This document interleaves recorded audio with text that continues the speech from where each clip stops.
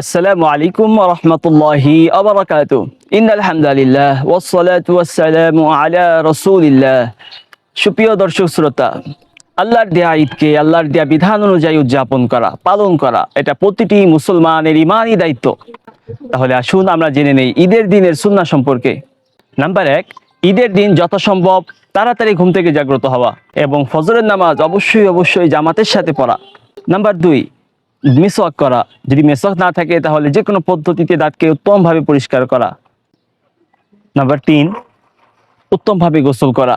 Number 4, শরীয়তসম্মত সাজসজ্জা করা। Number 5, উত্তম এবং শালীন পোশাক পরিধান করা। নাম্বার 6, সুগন্ধি ব্যবহার করা। নাম্বার 7, সকাল সকাল ঈদগাহের ময়দানে যাওয়া। নাম্বার 8, ঈদগাহে যাওয়ার পূর্বে যথাসম্ভব খাদ্য গ্রহণ না করা। নাম্বার 9, যথাসম্ভব ঈদগাহের ময়দানে এক রাস্তা দিয়ে যাওয়া, ভিন্ন রাস্তা দিয়ে আসা। যদি রাস্তা একটি হয় সেই ক্ষেত্রে ডান দিক দিয়ে যাওয়া এবং বাম দিক দিয়ে ফিরে আসা। নাম্বার 10, পায়ে হেঁটে ঈদগাহের ময়দানে যাওয়া।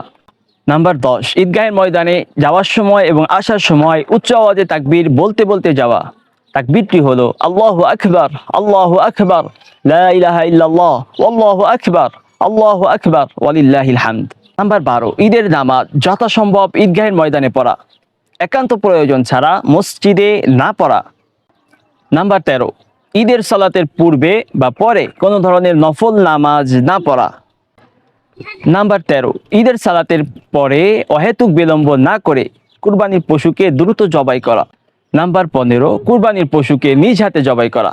নাম্বার 15, কুরবানির গোশত দিয়ে ঈদের দিনের প্রথম আহার করা। নাম্বার 17, ঈদের দিন পরস্পর তাকাব্বালাল্লাহু মিন্না ওয়া মিনকুম সালিহাল আ'মাল বলে একে অপরের সম্বোধন করা। এই দোয়াটি যদি কেউ না পারে কমপক্ষে ঈদ মোবারক বলে হাসি মুখে একে অপরকে অভিবাদন জানানো, সম্বোধন করা। আল্লাহ সুবহানাহু ওয়া তাআলা আমাদেরকে আল্লাহর দেয়া ঈদকে আল্লাহর দেয়া বিধান অনুযায়ী উদযাপন করার তৌফিক দান করুন। আসসালামু আলাইকুম ওয়া রাহমাতুল্লাহি ওয়া বারাকাতুহু।